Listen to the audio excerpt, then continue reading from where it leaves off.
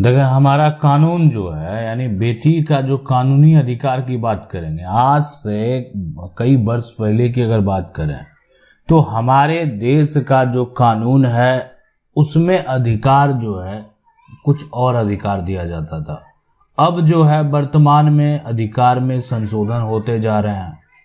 यानी वर्तमान में अगर आपके घर में आपके परिवार में बेटियां हैं तो वो उनका जो कानूनी अधिकार होगा अपने पिता की संपत्ति में अब क्या होने वाला है, ये आपके लिए बेहद महत्वपूर्ण जानकारी है कि अब जो है पिता का अगर संपत्ति है, दादा का संपत्ति है, परदादा का संपत्ति है, तो इसमें बेटी का क्या होगा कानूनी अधिकार। देखें, हर राज्य में बात करें तो हर राज्य में कुछ नियम अलग अलग हैं। यानी जब अधिकार की बात होगी तो उसमें अगर उस राज्य के नियम की बात करें, उस राज्य के कानून की बात करें तो वहां पर आपको सभी नियम अलग अलग देखने को मिलेंगे। लेकिन अब ऐसा नहीं होने वाला है। यानी अब जो है अधिकांश कुछ ऐसे राज्य हैं जहां पर नियम पहले अलग होते थे पैतृक संपत्ति को लेकर, लेकिन अब ऐसा नहीं होने वाला। तो इसलिए यानी जो समय समय पर क्या किया जाता है, संशोधन किया जाता है।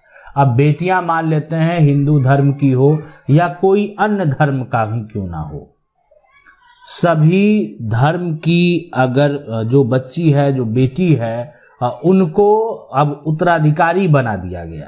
कहने का मतलब क्या है कि जो हिंदू उत्तराधिकार अधिनियम है उसमें कर दिया, उसका धारा जो 6 कहता है, उस धारा 6 में संशोधन करने के बाद, यानी उसमें किया गया संशोधन, और संशोधन करने के बाद जो पुत्री है, पुत्री को जन्म से अधिकार दे दिया गया। यानी जन्म से आप ऐसा कह सकते हैं उसको उत्तराधिकारी माना गया।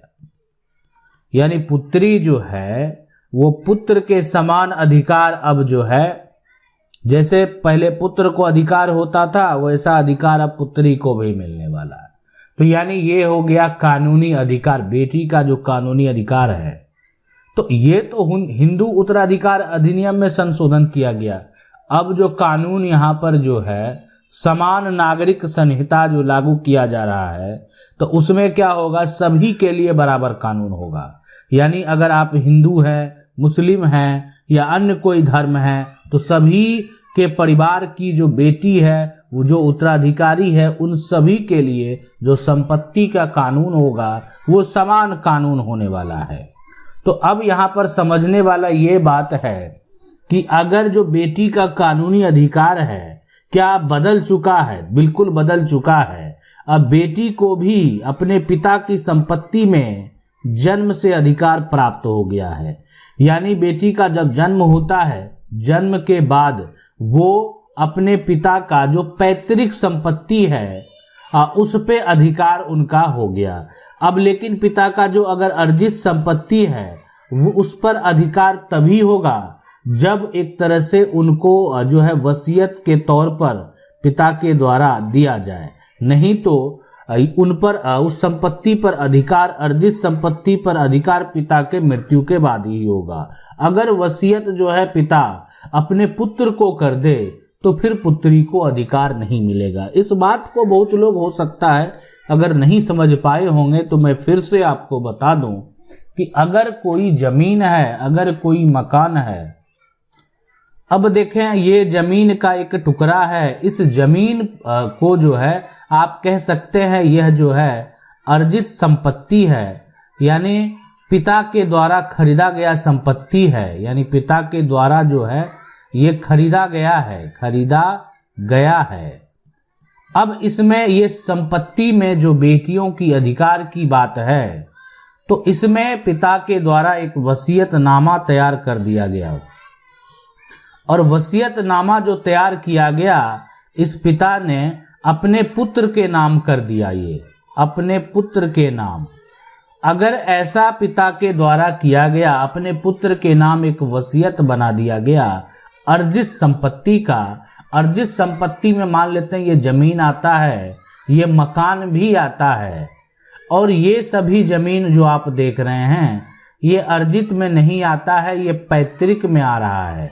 और ये जमीन जो है ये अर्जित संपत्ति है, ये जमीन जो है, ये मकान जो है, ये अर्जित संपत्ति है। तो अगर अर्जित संपत्ति का एक वसीयतनामा जो है अपने पुत्र के नाम अगर तैयार कर दिया गया तो पिता के मृत्यु के बाद इन बेटियों को पिता की संपत्ति में कानूनी अधिकार खत्म हो जाएगा, यानी कानूनी अधिकार होगा ही नहीं। इसलिए नहीं होगा कि पिता के द्वारा वसीयत बना दिया गया और वसीयत में साफ साफ स्पष्ट कर दिया गया कि मेरे मृत्यु के बाद इस संपत्ति का कानूनी अधिकार मेरे जो एक तरह से बेटे हैं सिर्फ उन्हीं को प्राप्त हो, मेरी बेटियों को इससे जो है इसमें किसी प्रकार का कोई भी हक नहीं है। तो इसीलिए अगर ऐसा कर दिया गया तो आप कुछ भी नहीं कर पाएंगे, आपकी सारी दावेदारी जो है वो गलत साबित हो जाएगी। यानी बेटी अगर दावा करेगी भी कोई फायदा नहीं होने वाला है अगर पिता के द्वारा वसीयतनामा जो है तैयार कर दिया गया तो। अब आप कहेंगे कि पैतृक संपत्ति का क्या वसीयत पिता बना सकते हैं? एक बड़ा सवाल है। मैं आपको बता दूं, पैतृक संपत्ति जो है यानी पूर्वज की संपत्ति है, दादा परदादा की संपत्ति है, इसको बिना बंटवारा किए, बंटवारा यहाँ पर जो है बिना बंटवारा, एक तरह से बिना, आप ऐसे कह सकते हैं बिना बंटवारा के कोई कुछ नहीं कर सकता है। यानी आप करना है तो पहले एक रजिस्टर्ड बंटवारा करना होगा, सभी को संपत्ति अपने नाम पर अलग अलग ट्रांसफर कराना होगा। सभी लोग अपने नाम पर, जितने भी हिस्सेदार होंगे सभी ने क्या किया, अपने नाम पर संपत्ति को ट्रांसफर किया। उसके बाद अगर कोई भी अपने हिस्से की संपत्ति का हक त्याग पत्र जो है तैयार करना चाहता है तो वो कर सकता है स्वेच्छा से, वो उन पर डिपेंड करता है। कोई संपत्ति को हक त्याग कर दे या गिफ्ट कर दे या किसी को दे दे, किसी को रजिस्ट्री कर दे, तभी ये संभव है, अन्यथा बिना बंटवारा किए तो कुछ भी संभव नहीं है। अब बिना बंटवारा किए पिता पैतृक संपत्ति का वसीयत कर देते हैं। किसने कहा कि वो संपत्ति पिता के नाम भली है, लेकिन उस पे कानूनी अधिकार उनके पिता का भी है और उनके बच्चे का भी है। यानी जो उत्तराधिकारी है, हकदार हैं, एक पिता जो हैं, एक पिता के नाम अगर संपत्ति है तो उनके जितने भी बच्चे हैं सभी का कानूनी अधिकार है, भली संपत्ति पिता के नाम ही क्यों ना हो।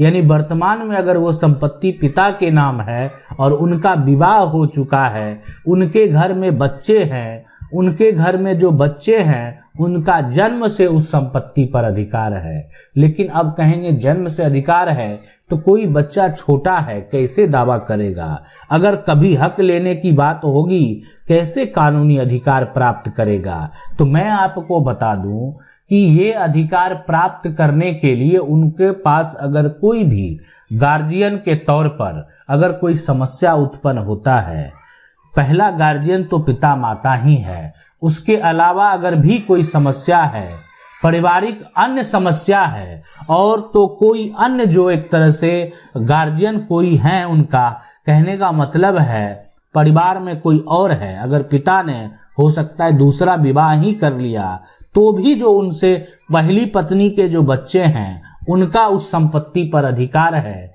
यानी उस बच्चे को आप संपत्ति के अधिकार से वंचित नहीं कर सकते हैं। इसलिए कि ये संपत्ति को हम कहते हैं पैतृक संपत्ति, इस संपत्ति को हम कहते हैं पुश्तैनी संपत्ति, और पुश्तैनी संपत्ति पर जो है यानी इनका कानूनी अधिकार है और इस अधिकार से कोई भी इनको वंचित नहीं कर सकता है। इसलिए कि ये जो कानूनी अधिकार है ये इनको जन्म से प्राप्त है और अगर ये जन्म से अधिकार प्राप्त हो गया तो इससे कभी भी वंचित, जब वो बालिग हो जाएगा तब तो खुद अपना दावा पेश कर सकता है, लेकिन अभी नाबालिग है तो कोई गार्जियन के थ्रू अपना दावा पेश कर सकता है, जो उनका भरण पोषण कर रहे हैं, जो उनका देख रेख कर रहे हैं, जहां पर वो रह रहे हैं। आशा करते हैं वीडियो अच्छा लगा होगा। वीडियो को लाइक जरूर कर दे। चैनल को पहली बार देख रहे हैं, सब्सक्राइब करके जो बेल आइकन है उसको जरूर दबा लें। मिलते हैं अगले वीडियो में, तब तक के लिए जय हिंद।